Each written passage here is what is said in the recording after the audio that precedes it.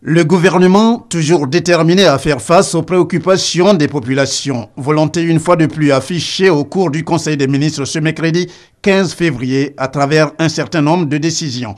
Ainsi, au niveau de la fonction publique et dans le souci d'apaiser le climat social, on retient la décision sur la réforme de la retraite, laquelle mesure devant coûter à l'État environ 21 milliards de francs CFA annuellement. Des discussions ont eu lieu entre les représentants des travailleurs du secteur public et des représentants du gouvernement, le ministre de la fonction publique notamment, sur la réforme de la retraite. Dans le souci d'apaiser le climat social, le gouvernement a décidé d'accorder une suite à un certain nombre de points. Il s'agit notamment du point sur la majoration pour familles nombreuses, de celui sur les allocations familiales, de celui sur la pension du conjoint survivant, de points sur le recours au dernier traitement indiciaire pour le calcul de la pension de retraite et la poursuite du paiement du capital décès.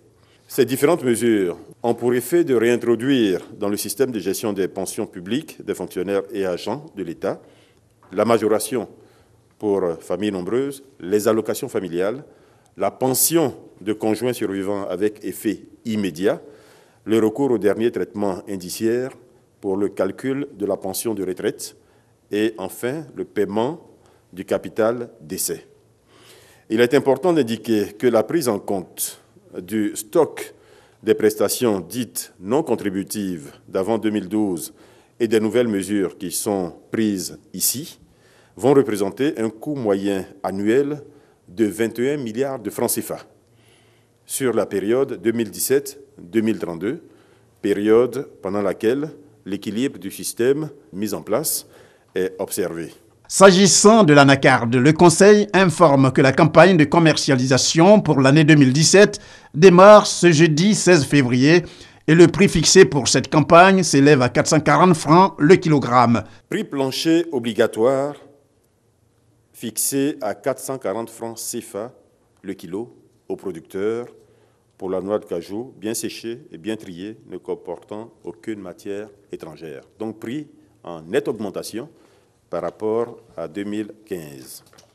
Ce prix plancher est fixé à 540 francs CFA pour les magasins intérieurs et à 599 francs CFA le kilo pour les magasins portuaires. Le Conseil a instruit le Conseil du coton et de l'anacarde à l'effet de prendre toutes les dispositions opérationnelles, y compris les sanctions appropriées pour le respect strict du prix aux producteurs, donc le prix de 440 francs CFA le kilo.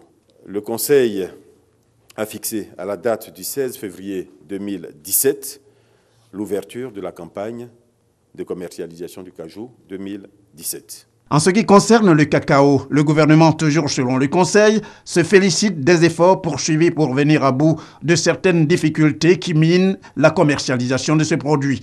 Et jusqu'à preuve du contraire, le prix de vente demeure 1100 francs le kilogramme. Un comité interministériel a été mis en place et il est noté à ce jour une baisse des stocks au niveau des paysans et des magasins de 17%.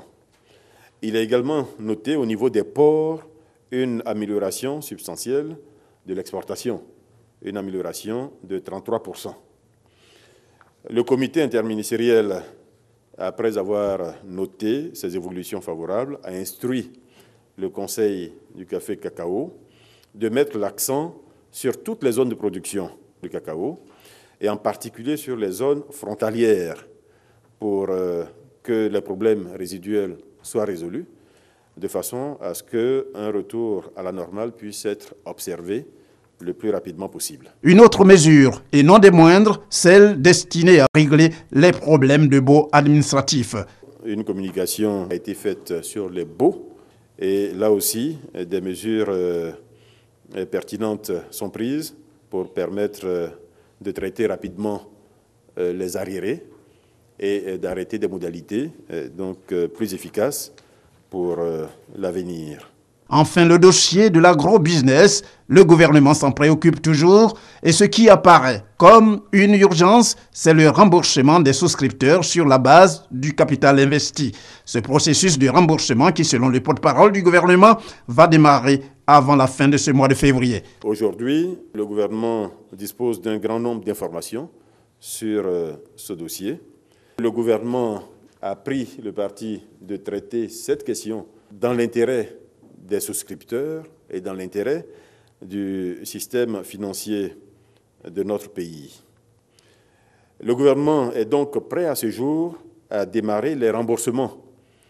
Il reste à se mettre d'accord évidemment sur qui a droit à ce remboursement, donc sur les listes des souscripteurs, listes qui sont en cours de vérification, qui sont en cours de croisement entre les fichiers des souscripteurs eux-mêmes, les fichiers des entreprises d'agrobusiness et les fichiers des banques. Tout cela est en vérification.